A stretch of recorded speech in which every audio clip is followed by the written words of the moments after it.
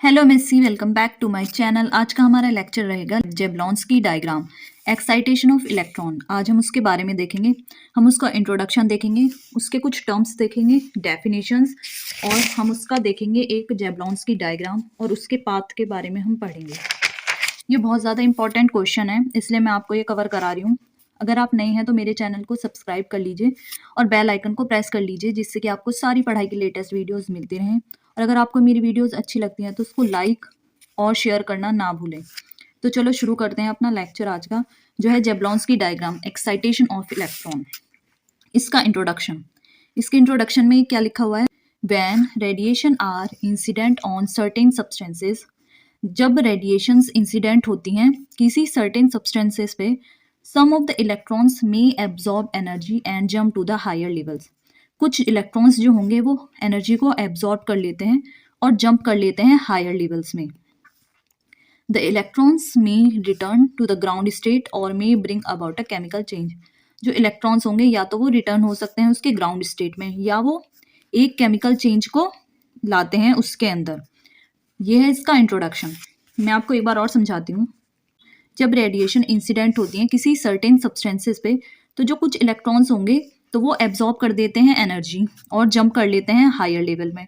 तो जो इलेक्ट्रॉन्स होंगे वे या तो रिटर्न हो जाएंगे ग्राउंड स्टेट में, या उसके अंदर वे केमिकल चेंज को आता है उसके अंदर। ये है इसका इंट्रोडक्शन। अब हम देखेंगे इसके कुछ टर्म्स जो यूज होंगे। जैसे कि हमें पता है स्पिन मल्टीप्लिसिटी क्या होता है, 2s+1।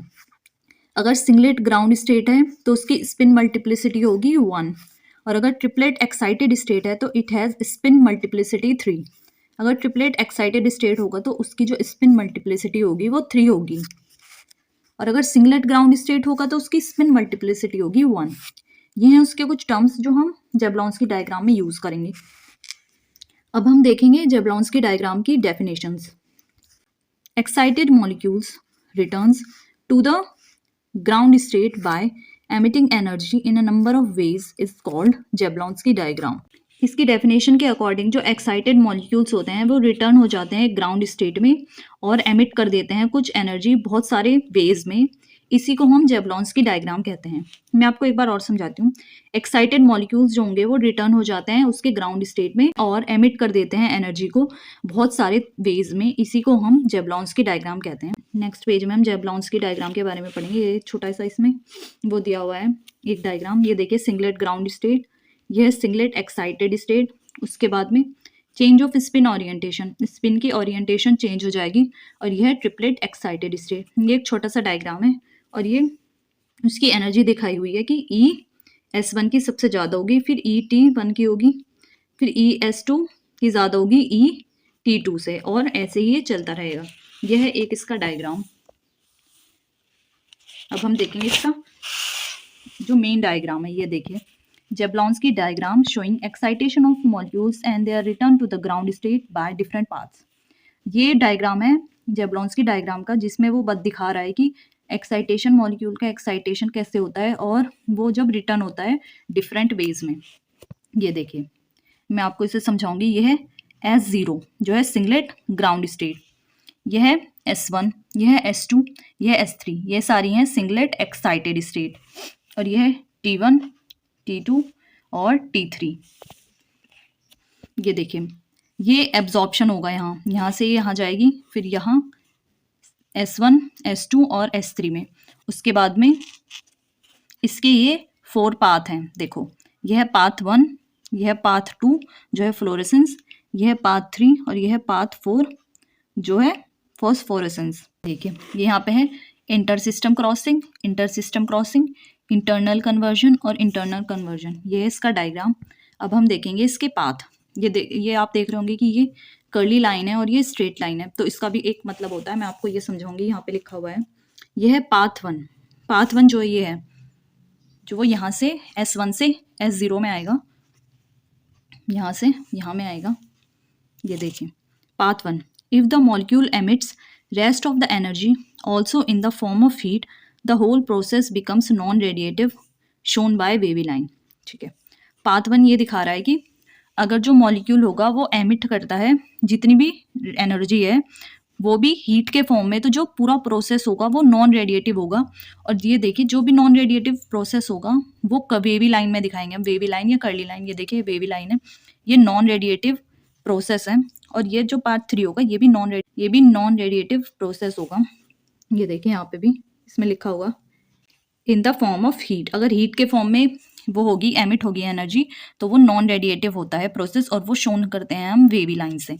तो पार्ट 1 का आपको समझ आ गया। अगर कोई मॉलिक्यूल एमिट करता है energy, rest of the energy वो भी हीट के फॉर्म में, तो वो पूरा प्रोसेस नॉन रेडिएटिव हो जाता है और हम उसे दिखाते हैं वेवी लाइन से, जो कि ये हमने यहाँ दिखाया है। फिर हम देखेंगे पार्ट 2। पार्ट 2 में क्या कह रहा है, if the molecule loses energy in the form of radiation to reach the ground state it is radiative transition. ठीक है, ये पार्ट 2 ये दिखा रहा है, जैसे कि ये स्ट्रेट लाइन है, तो इसमें ये बता रहा है कि अगर मॉलिक्यूल लूज करता है एनर्जी रेडिएशन की फॉर्म में, अगर मॉलिक्यूल एनर्जी को लूज करेगा रेडिएशन की फॉर्म में, तो वो प्रोसेस जो होता है वो रेडिएटिव ट्रांजिशन होता है। This transition represents fluorescence and is shown by straight line. जो ये ट्रांजिशन होगा ये फ्लोरेसेंस को रिप्रेजेंट करेगा और ये दिखाया जाता है स्ट्रेट लाइन से। ये देखिए, क्योंकि मॉलिक्यूल जो है उसने लूज करी है energy in the form of radiation, तो इसलिए हमने इसको स्ट्रेट लाइन से दिखाया है। अब है ये part 3। It may sometimes so happens that some energy is lost in moving from first excited singlet state to first excited triplet state, that is from S1 to T1 in the form of heat. Part 3 दिखा रहा है कि कभी कभी ऐसा होता है कि जो थोड़ी सी एनर्जी होती है वो लॉस करती है एनर्जी को अपना S1 से T1 के में, वो भी हीट के फॉर्म में। This is called inter system crossing, ISC। इसे हम इंटर सिस्टम क्रॉसिंग कहते हैं। ये देखिए ये यहाँ पे है S1 से इसने T1 तक हीट को लूज किया है, जो जैसे कि ये यहाँ पे लिखा है फ्रॉम S1 टू T1, वो भी हीट के फॉर्म में। अगर हीट के फॉर्म में होगा तो वो ऑब्वियस है वो वेवी लाइन होगी, तो इसलिए ये वेवी लाइन है और इसको कहेंगे हम inter system crossing. And is non radiative step, obvious है वो नॉन रेडिएटिव स्टेप होगा क्योंकि वो वेवी लाइन है। Further transition from T1 to ground state again in the form of loss of heat, part 3 is completely non radiative. इसके बाद में दिखा रहा है कि ये T1 से लेके ग्राउंड स्टेट तक होगा, जब लूज करेगा एनर्जी पार्ट 3 में, तो वो नॉन रेडिएटिव प्रोसेस होता है क्योंकि वो हीट के फॉर्म में मॉलिक्यूल जो होगा वो लूज करेगा एनर्जी को, तो इसलिए हम वेवी लाइन से दिखाएंगे। तो ये पार्ट 3 का भी स्टेप आपको क्लियर हो गया होगा। अब हम देखेंगे part 4 is a radiative step and it represented the phenomena of phosphorescence. जो पार्ट 4 होगा वो एक रेडिएटिव स्टेप होता है और वो रिप्रेजेंट करता है फॉस्फोरेसेंस का फिनोमेना। ये देखें, इसमें जो एनर्जी लूज होगी वो होगी रेडिएशन की फॉर्म में, इसलिए है ये है स्ट्रेट लाइन। तो ये था आपका जेब्लॉन्स्की डायग्राम, इतना ये डायग्राम है और ये हैं इसके कुछ पाथ, और मैंने ये बहुत शॉर्ट में लिखाए हैं इसके पाथ, जो इंपॉर्टेंट है वो ही लिखाया है मैंने आपको, जैसे कि ज़्यादा आपको बर्डन ना पड़े। ये देखिए, होप ये लेक्चर आपके लिए यूजफुल होगा, आपको समझ आ गया होगा। मैं आपको फिर भी एक बार समझा देती हूँ। जहाँ पे ये वेवी लाइन है, इसका मतलब है जो एनर्जी लूज करी है मॉलिक्यूल ने वो है हीट के फॉर्म में, और ये प्रोसेस है नॉन रेडिएटिव प्रोसेस। और जो ये स्ट्रेट लाइन है, स्ट्रेट लाइन ये शो करता है कि जो मॉलिक्यूल होगा उसने लूज करी है energy in the form of radiation, इसलिए ये रेडिएटिव प्रोसेस है। तो ये थे इसके कुछ इंपॉर्टेंट पॉइंट्स और पाथ जो कि जेब्लॉन्स्की डायग्राम में हैं। होप ये लेक्चर आपके लिए यूजफुल होगा। अगर आप नए हैं तो प्लीज़ मेरे चैनल को सब्सक्राइब कर लीजिए और बेल आइकन को प्रेस कर लीजिएगा, जिससे कि आपको सारी पढ़ाई की लेटेस्ट वीडियोस मिलती रहें। और अगर आपको ये वीडियो अच्छी लगी है तो प्लीज़ इसको लाइक और शेयर करना ना भूलें। Thank you for watching.